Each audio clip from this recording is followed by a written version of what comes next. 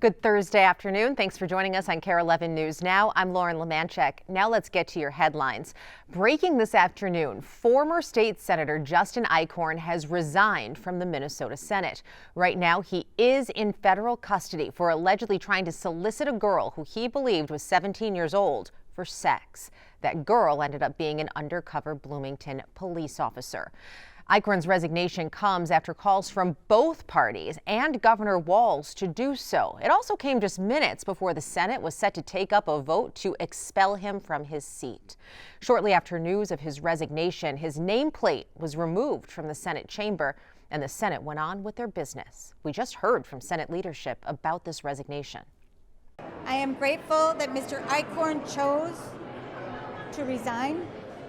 We were prepared to join our colleagues and expel him today to make sure that this public place is safe, it is secure, and that the trust that the people have put in us is upheld by our behavior, by our word, and our daily interactions with the people who are here every day to do the business of setting the course of the future for the people of Minnesota. I would be more concerned if this was something that was hanging over us for the rest of the session. I think this is something decisive action needed to take place. And we did not want this to cloud up the issues of the budget going forward and the things that Minnesotans really need. So we want to take care of this quickly and be done with this, do the right thing as a caucus. And I'm very proud of our caucus for being very together on this one, unanimous on the decisions that were made throughout, and we got that done. Eichorn has been released from the Hennepin County Jail, but remains in federal custody pending his appearance in federal court this afternoon. New details today on that Delta plane crash in Toronto that injured 21 people after crash landing and flipping upside down and bursting into flames. According to Canada's Transportation Safety Board, the plane had a high rate of descent just seconds before that touchdown that day. Investigators say the plane was going 155 miles per hour as it landed, and its landing gear folded into the retracted position. When it flipped over, the wing detached from the fuselage of the plane, releasing jet fuel, which then burst into flames. Right now, the safety board is still investigating several aspects of the crash, including landing techniques, pilot training, and the passenger evacuation process. Canadian investigators say while they have made headway into exactly what happened, their investigation is far from over. This is a complex investigation, with many areas still requiring a deeper dive before drawing conclusions. Should any significant safety deficiencies be identified during the investigation, rest assured that it will be communicated without delay. Now, incredibly, every one of the 80 passengers and crew members on board that plane survived the crash, and those who were hospitalized with injuries were released just a few days later. At least 2 lawsuits have now been filed against Delta by passengers. Today, President Trump expected to sign an executive order calling for a shutdown of the Department of Education.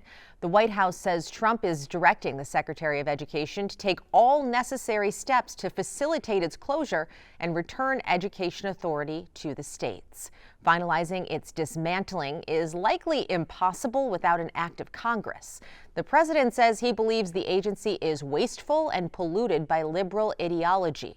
A coalition of 21 Democratic attorneys general has issued a lawsuit arguing the executive order would be unlawful. Happening today, state lawmakers discussing a change to the free school meals law. In part, it would change how schools calculate the money they get for low-income students, which is based on how many students qualify for free or reduced price meals. Under the proposal, the formula would come from both direct certification and by paper applications from families. Currently, schools choose one or the other. But as the law stands now, starting next year, paper applications will no longer be an option. That might mean less money for some schools. This afternoon, progress toward peace between Ukraine and Russia. The leaders of both countries now agree in principle to a ceasefire brokered by the United States. But it's not exactly clear when that ceasefire would take effect and what possible targets would be off limits in an attack. Richard Engel is in eastern Ukraine with more details. I'm now at a coal mine in eastern Ukraine, and infrastructure has become the main focus of attention after conversations between Vladimir Putin and President Trump and Ukraine's President Zelensky. And all sides appear to be getting closer to a deal, a partial ceasefire that could see attacks stopped against coal mines like this one, all aspects of critical infrastructure here in Ukraine and in Russia as well. First, Vladimir Putin said that he would accept a ceasefire specifically on the energy sector. After speaking with President Trump, Ukraine's President Zelensky said he would accept that limited ceasefire as well. Zelensky had already accepted a much broader ceasefire, a total ceasefire. That was not acceptable to Vladimir Putin. But this could be a trust-building exercise. The two sides have also exchanged some prisoners of war, and they are expected to hold a next round of negotiations in Saudi Arabia this weekend. Richard Engel, NBC News, Pavlograd, Ukraine. Today, classes are canceled for the rest of the week in parts of Indiana after intense storms rolled through overnight. Take a look at the damage in Gary, Indiana, where you can see massive trees uprooted and power lines ripped to pieces. The community school system there is sharing photos of a gym roof that caved in during the storms. Crews are on scene right now trying to clean everything up. Incredibly, there have been no reports of any injuries from this storm. The National Weather Service says an EF1 tornado caused most of this damage. If you're heading to the airport today, many of you will be driving on one of the busiest stretches of road in Minnesota. I'm talking about 494 near MSP in Bloomington. Michelle Beck has an update for you on a huge multi-year project happening in the area and when you might see some relief. With destinations like the Mall of America, MSP Airport, and so many jobs, the interstate I'm on right now needs no introduction. Looking at the drivers around me, I'm told Minnesotans from all but 2 counties take 494 every single day. They flood what's known as the Bloomington Strip. That's 494 between Eden Prairie and just past the airport. Traffic. It's pretty bad. Is always the talk of the office. Because it's so unpredictable right now. But more than workplace banter, this is the job of the I-494 Corridor Commission. Kate Meredith A roads-only approach is not going to work. is VP of its outreach program, pushing for all kinds of avenues to reduce congestion on the Bloomington Strip. We encourage people, one person at a time, to drive alone less.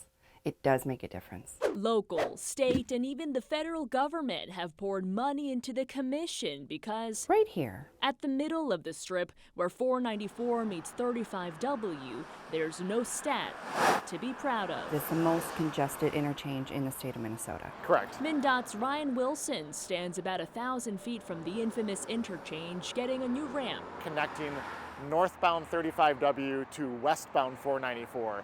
That's the busiest move at the interchange. It's the busiest move in terms of people weaving. It's the move that has the most safety issues. The West Area Manager says there's one more year left in this first phase of reconstruction. The solution that we worked on with our partners is to create a more reliable trip. And so we are adding a Easy Pass lane. To add even more Easy Pass lanes, Wilson says the roadwork's second and final phase will start in 2027, ending in 2029. We're going to feel, the increased traffic congestion with the construction. It'll last a while before drivers can mute the noise of traffic in the office It's always crowded. and on the highway.